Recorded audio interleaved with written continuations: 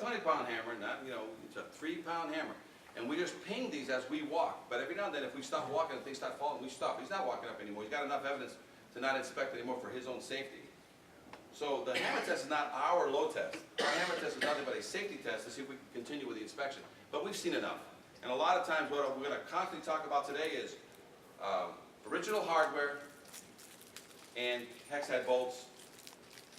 Original hardware that are rivets, and where's the hex head bolts? And when you start looking at all your fire escapes, where's the hardware? 50 to 75 years worth of unchecked growth. Would you minimally expect to see in every one of your cities all the treads on your fire escapes at least changed once in 75 years? Would you expect to see that?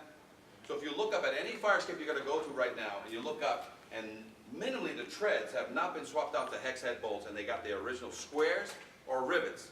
Pass or fail? On what? Let's say you get up there and you looked at them and they're in good to excellent condition though. How old are they?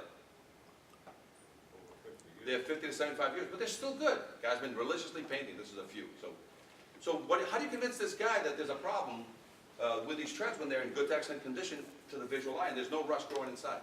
Well, the only way I can satisfy the code is to certify it or test it. Let me tell you how I can test it. I can load test those treads that are 50 to 75 years and they pass. Can I leave it? Perfect. Another way that I can do it, because maybe a load test is $3 grand, $5 grand. Let's say I take a bolt and I drill a hole between those two rivets, or the two square heads, and I drill a hole and I put a new bolt in between the two. Is that certified repair? Now there's no rust in the connections. Have I backed up myself? Can I now sign that as a certified repair?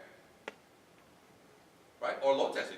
You're telling me, you want guarantees from me with no disclaimers? I'll load test it and give you a no disclaimer that way. Otherwise, can I reinforce the tread that has good to excellent bolts already still in it? Yes? No? It's certified repair, right? I've backed up. My primary now is my new bolt. And I've got two good old bolts that even though I couldn't, the only way to certify them is to load test them. So, too expensive to load test. I drilled a 7-minute hole. I drilled it and I put a new bolt in there. Now I've got 3 bolts in that tread. Is that a certified repair? Yes. Perfect. Now, let's take it one step further and say, I took 7 minutes to drill that hole. Anybody have ever drilled holes? You got, 1/4-inch hole first, and you got to drill it out to 3/8 or 1/2 inch or whatever. It's a 2-step process. With today's impact guns and little cutoff heads, right?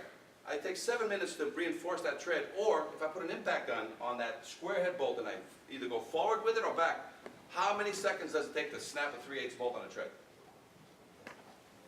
Seconds. So I have a choice now. If it's cheaper to the client, I can drill for 7 minutes and keep your old 75-year-old bolt, or punch it out, put a new 3/8. I don't have to clean it because there's no rust there.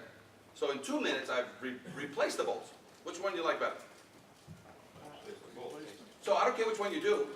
Reinforce an old bolt because it's in good to excellent condition, or just change them out, and the city official will accept that as a certified repair, correct?